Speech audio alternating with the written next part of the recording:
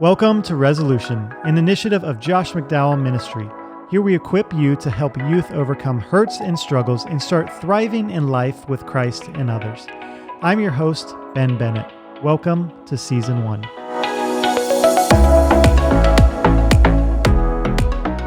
Hey everyone, welcome back again to the Resolution podcast. And if you were with us last time, you'll remember that we started talking about part 1 of the wholeness apologetic. This is all about true wholeness, or the completeness that comes from God's design for human flourishing. The completeness that comes from God's design for human flourishing. And we talked about a thriving life, the life that we are created to experience, and how much of thriving, no matter what we try, much of it comes from healthy relationships and the way God has designed us to function. It comes from having a healthy relationship with God, knowing Him as our personal creator, our friend, our Savior, the one who's with us day in and day out, who's not obsessed with our sin, but who's obsessed with a relationship with us, and who loves us deeply and is always with us. It also comes from a healthy relationship with ourselves, with knowing who we are and our value, and having healthy thoughts that are biblical about how much we're loved. It also comes from healthy relationships with other people, where we're known, we're loved, we're accepted, where we experience affirmation and knowing that we matter. And we started to talk about the 7 longings that drive everything we do in life. We talked about acceptance, we talked about appreciation, and we talked about affection and how powerful those things are when they're satisfied, and how much we feel known, how much we feel competent and capable, and how much we feel like we matter. And we talked about how so much of that being fulfilled leads to a better life, a life of satisfaction and of thriving and of health. And today we're going to get into the rest of these 7 longings. There's about 4 more. There is 4 more that we'll be talking about today, and then we'll get into some application and next steps. So picking up where we were last week, we will start with access, the longing of access. This is to have the consistent emotional and physical presence of key figures. To have the consistent emotional and physical presence of key figures. And this longing, when it's satisfied, it communicates, I'm important. I'm important. Jesus is described in the New Testament as Emmanuel, God with us. And God has always been with His people. In the Old Testament and the New Testament, He has gone out of His way to dwell with His people and to make it possible, because He cares so much about being with us and being accessible to us. Psalm 73:23 says, "Yet I am always with you. You hold me by my right hand." Our God is omnipresent, meaning He is all places at all times. He's always with us. He is always accessible. I remember when Josh McDowell shared with me that years ago, he was at home in his office working on a chapter for a new book, and his son, Sean, who was 2 at the time, stumbled into the office and wanting to play with his dad and to show him his new ball that was in his hand.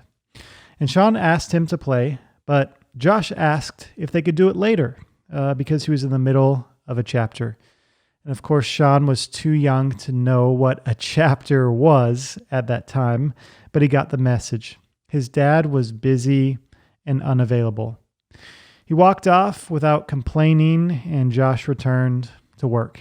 But within minutes, Josh's wife, Dottie, came in and sat down. And Dottie said to Josh, "Honey, Sean just told me you were too busy to play with him.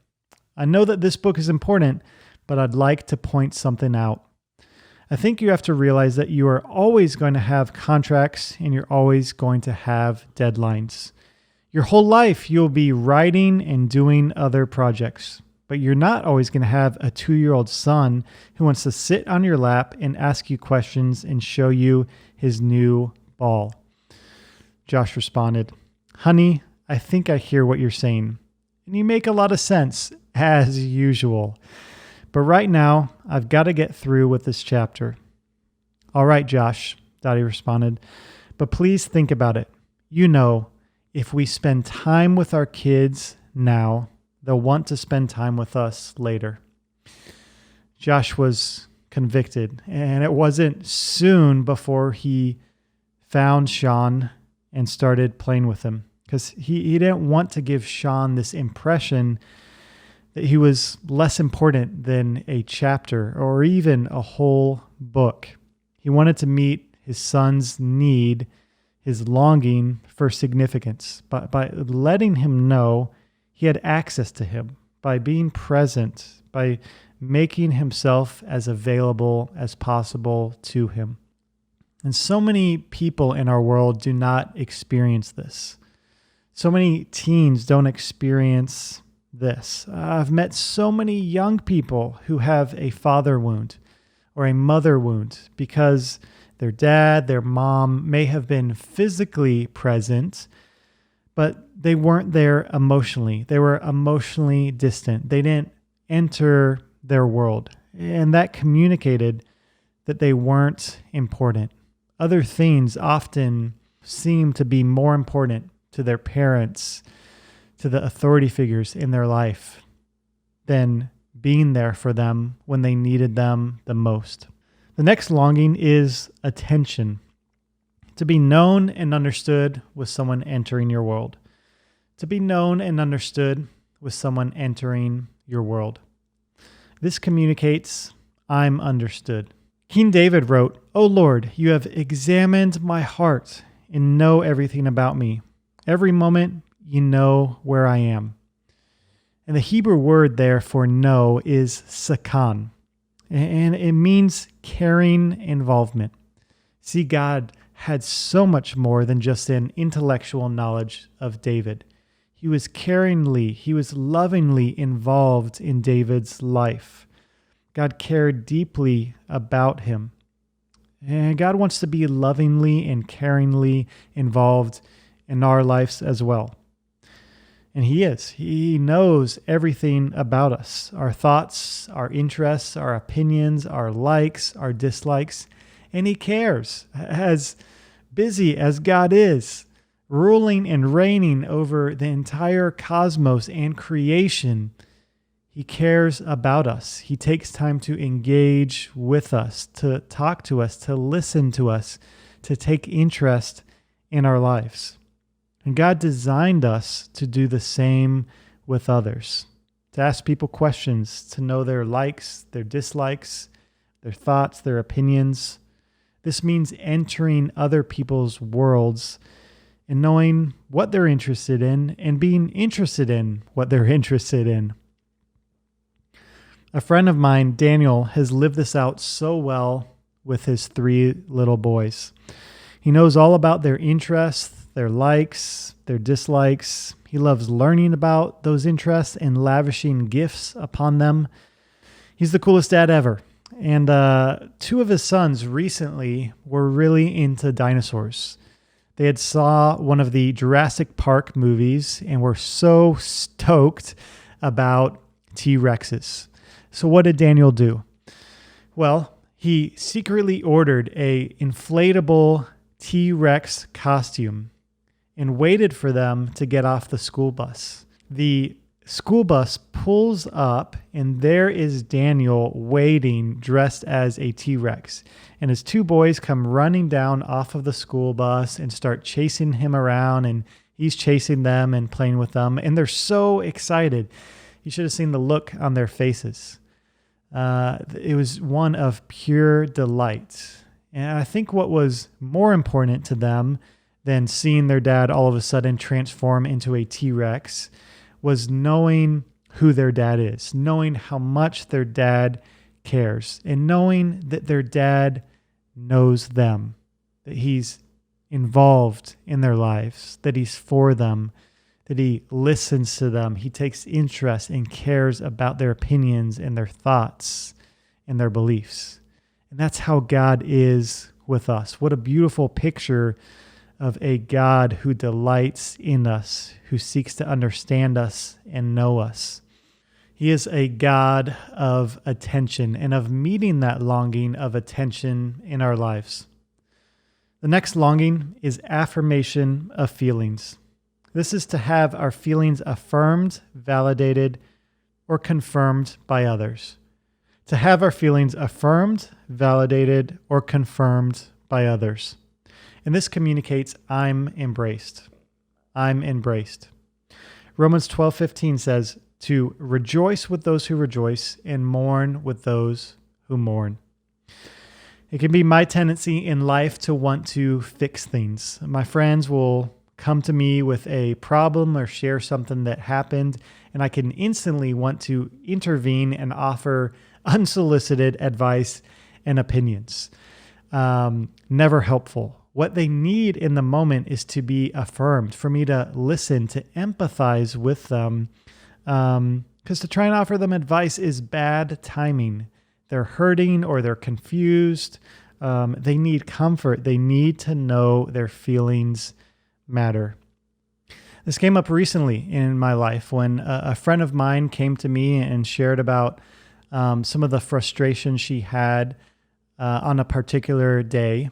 And in that moment, rather than like I have in the past or my tendency can be to ask all these questions and seek to understand, what I did instead was I sat and I listened. I gave some verbal cues, some mm-hms, and tried to empathize with her and feel what she was feeling before trying to offer any kind of solution or ask more questions. I just validated her experience and the frustration she was feeling. And she said, thank you. And that it meant so much to her. And that brought us closer in our friendship. But I know there's been times in my life, particularly when I was a teenager, that people came alongside me and affirmed my experiences. They sat and they listened, and that offered so much validation. It caused me to be more and more open and to want to go to them next time something happened. One, because I knew I would be listened to, but two, I started to open up and then be willing to ask for help and receive it. Rather than trying to deal with issues and struggles on my own, I was much more willing to seek out the help of others. The final longing is assurance of safety. This is to feel safe, protected, and provided for emotionally, physically, and financially. And this longing communicates, I'm secure. I'm secure. See, we crave more than just being told everything is going to be all right. We long for the assurance of our safety and security.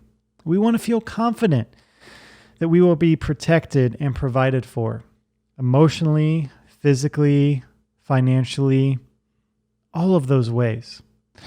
Therapist and author Dr. Mark Laser describes it this way.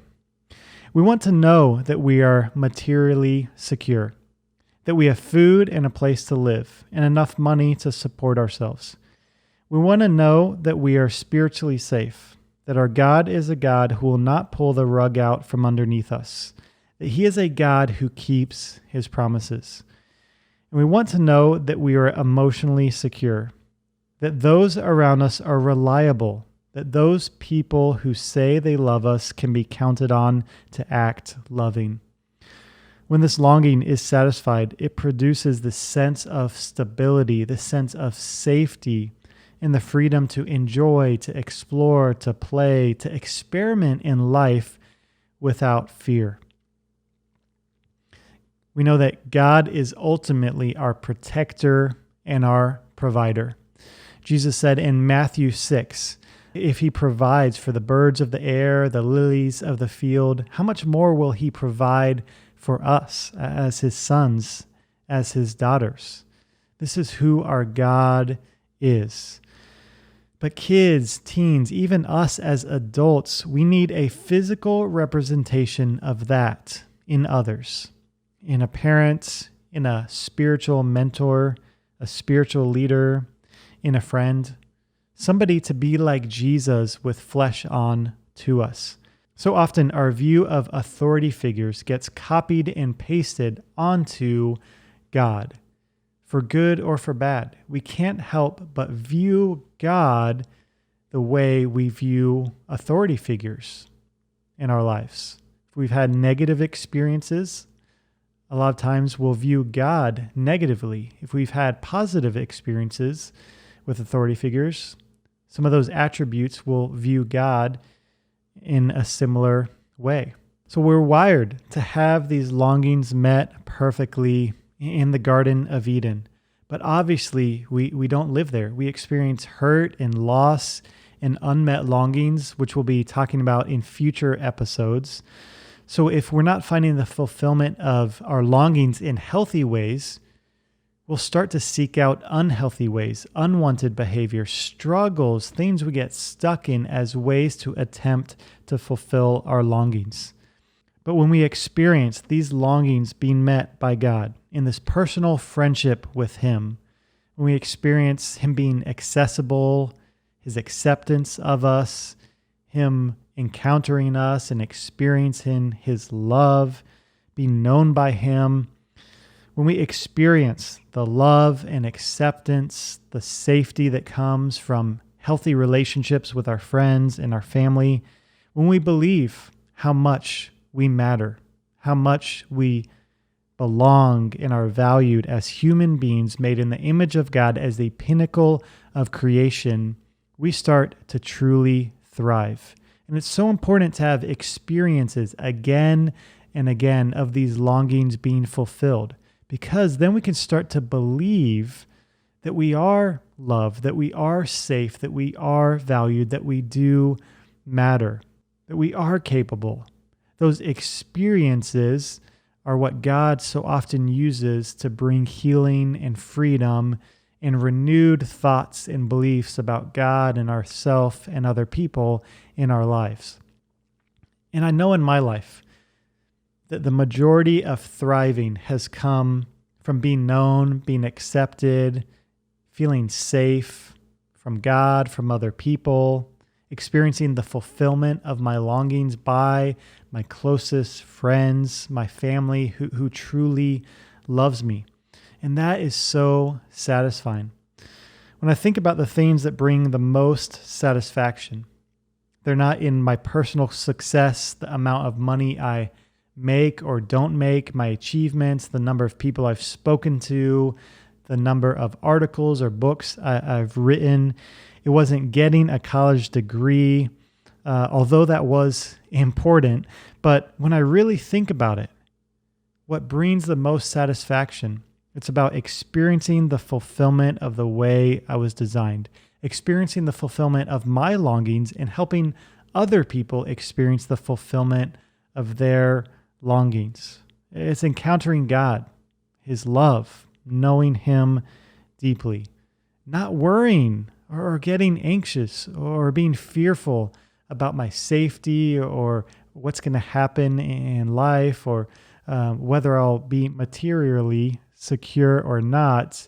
It's knowing that God's got me, that He provides, that He loves me. It's encountering those healthy relationships with God, with self, and with others. So while we need to help meet the longings in the lives of the youth in our homes and in our churches, we also need to encourage them to dwell on how God has and is meeting the longings in their lives. For example, we can encourage them to think about the ways that God has provided for them, relationally, physically, the able bodies they might have, financially, that they might have a place to live in where they have food and shelter. So many ways God is providing for them. We can remind them of how God is showing up on a daily basis, blessing them, causing good things to come into their life. And that's him showing his acceptance and love towards them. So often being aware and consciously thinking about all the ways God might be meeting our 7 longings and dwelling on that is so helpful, because he is meeting our longings. Some of the times we're just not aware of how it's actually happening and remembering and meditating on those things. But that causes a fulfillment of the longing when we dwell on those things. Another thing we can do is to encourage youth to think about how God sees them and to dwell on that relationship with themselves, and to think those healthy biblical thoughts, that they are the pinnacle of God's creation, that they're made in the image of God, that they're not worthless, but that they have infinite worth, that God determines their worth. And he did when he created them in his image. Plants, animals, the rest of creation were not created in the image of God with infinite value and dignity and intellect and reason and the ability to create like humans can. But humans were created that way. To encourage young people to think about that, to dwell on that, to remember what Jesus did for them on the cross and how he paid the penalty for their wrongs and has forgiven them and loves them and wants a closer and closer relationship with them. Remind them that he's a personal God. He's speaking to them. He's affirming them in daily life. And encourage them to dwell on those things, and then to start thinking about the people in their lives who maybe don't know God, who don't know Jesus, how they can come alongside them and talk to them, meet their longings, and share with them this God who created them with desires, with longings to be fulfilled, who wants to know them personally and invite them to a life of satisfaction, of thriving, of purpose, and that they're here for a reason. Also, as you're listening or watching this episode today, I don't know how everything is landing with you. Maybe you've been thinking about the longings, and you've been thinking about how some of those have gone unmet in your life. You're feeling maybe a loss or hurt or maybe shame, like what's wrong with me? Why have those gone unmet? I want to encourage you today that it's never too late to move forward and experience healing and restoration and resolution. That God invites you to find full satisfaction of your longings in him and in safe people. And he wants to invite you into new healing experiences that change you, that heal you, that restore you. Or maybe you're thinking about the unmet longings you might have contributed to in someone else's life.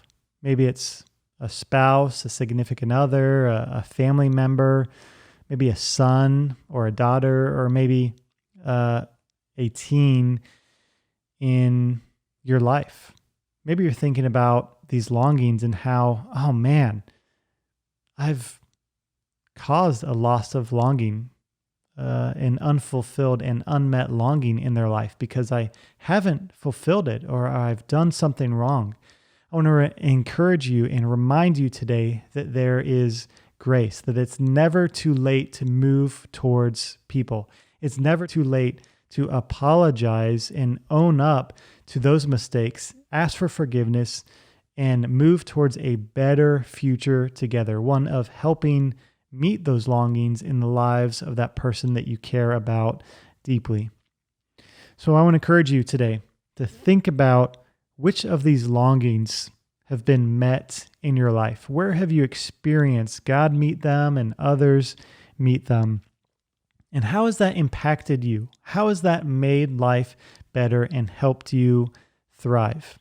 We've got to tangibly identify how God has met us and shown up and helped us thrive, because this next generation and young people are asking, how is Christianity different? How does Jesus change life here and now? And these will give us tangible ways to share with them how Jesus has impacted our lives in the here and now. Second, think about the young people in your life. What longings might they be struggling with, and how can you be there for them? How might God use you to bring resolution to unresolved or unmet longings in their life? How might God use you to impact their life, to share a message of hope, of healing, of freedom, and of salvation to them as God gives you these opportunities to talk about Him, to move towards them, to be a safe person, and to help fulfill their longings? What a huge opportunity we have in our day and age to thrive ourselves and to help young people thrive by understanding these 7 longings and moving towards them and telling them about this Jesus who cares for them, who loves them, and wants to invite them into a thriving life of satisfaction, to fulfill their purpose and their potential and to make an impact in this world. Thanks for listening to the Resolution Podcast. If you enjoyed this episode, it would mean so much to us if you rate it, share it, and subscribe. To be part of the global resolution movement, connect with us on social media and YouTube @Resolution Movement. That's @Resolution Movement. And check out resolutionmovement.org for more information and resources. See you soon.